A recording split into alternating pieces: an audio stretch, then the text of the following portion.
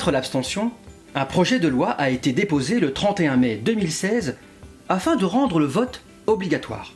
Pour éviter cette nouvelle contrainte, rappelons-nous qu'il y a de belles raisons pour continuer d'exercer librement notre droit de vote.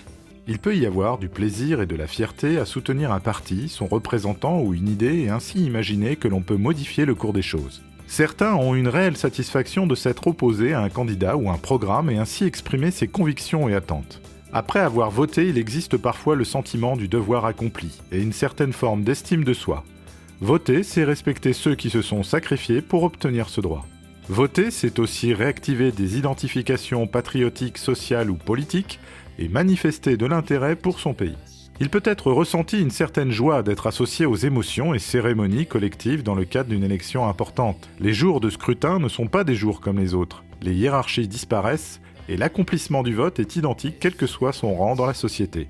Il peut exister le souci, voire l'obligation de se conformer aux attentes des proches. Dans certains milieux, s'abstenir est une manifestation d'égoïsme et d'incivisme fermement désavoué.